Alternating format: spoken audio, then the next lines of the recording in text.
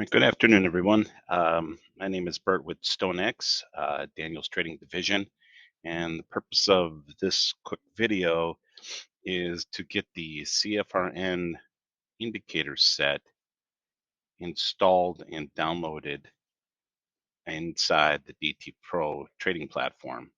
So if you notice, this is the same platform that Michael and Dwayne are using inside the training room. Okay, it's called DtPro. It's the platform that I support here at Daniel's Trading. Okay, so again, at this point in the journey, number one, you have the demo downloaded. Okay, you have an icon on your desktop that says DtPro. Secondly, you should have received a username and a password from me that allows you to get into the platform. Okay, all you have to do is log in and the data should be flowing. It should be similar to mine. You should have a quote box, you should have some quotes, and you potentially have a DOM depending on how it's configured. But everything should be flowing. You don't have to go out to the internet and try to connect data to the platform.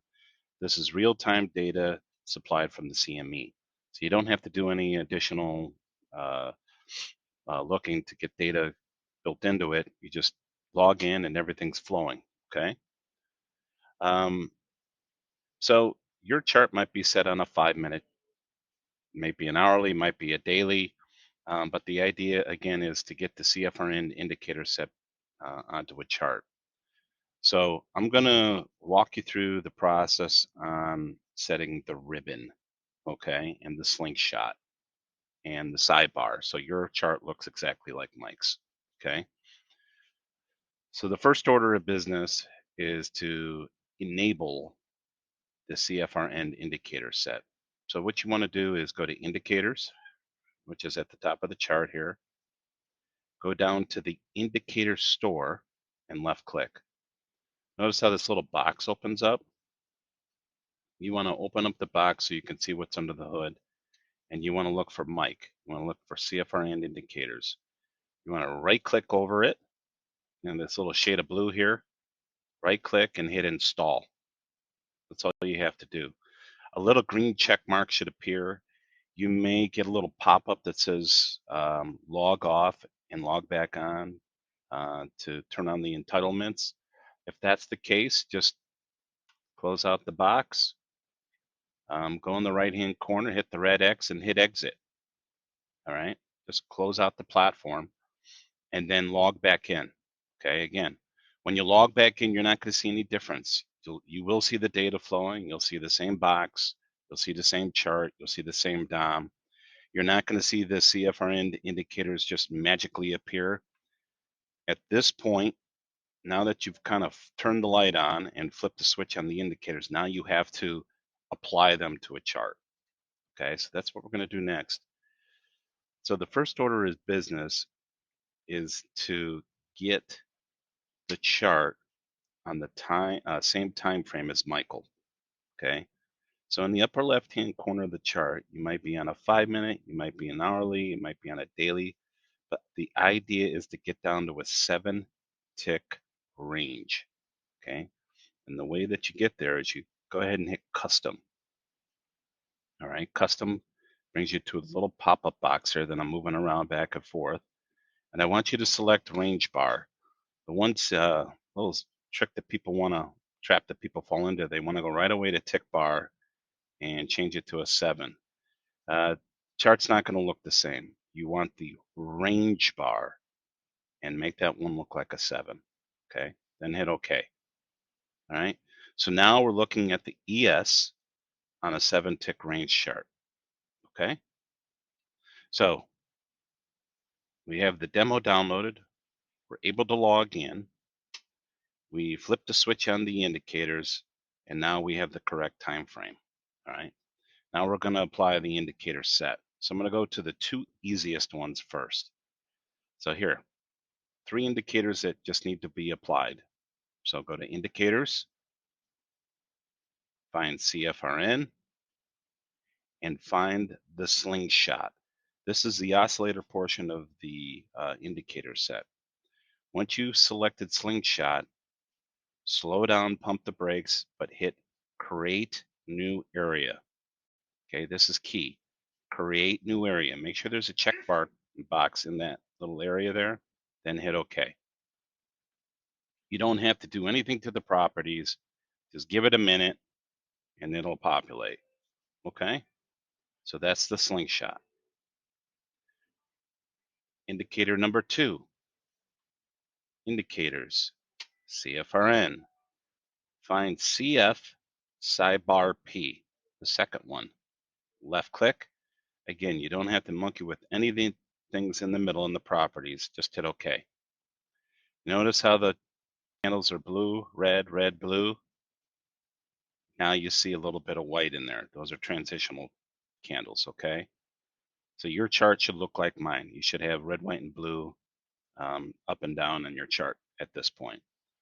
So we have 2 of the 3 indicator sets applied. So here's the last thing, last piece of the puzzle. Indicators, CFRN, and select CF underscore CFRN. Left click and don't do anything else. All right. What I want you to do is expand the box so you can see we can work under the hood here. All right. And on the side here, you have this little slide bar that moves things back and forth.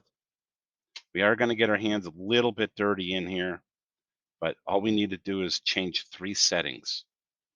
So what you're looking for, so start at the very top. So move that slide bar all the way to the top and scroll down from top to bottom and look for ribbon.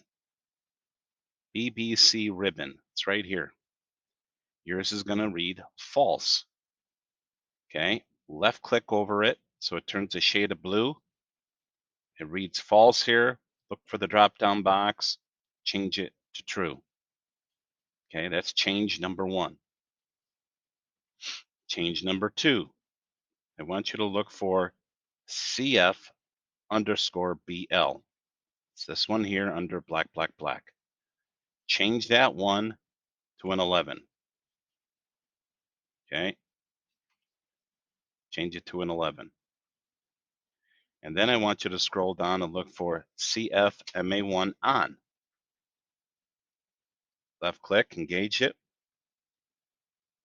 Make that one look like an 11. All right, so 3 changes. We turned the ribbon on. We changed the black step line to 11 and the MA1 to 11. Save as default, then hit OK. Give it a minute. It's got to think about it, and there's your ribbon.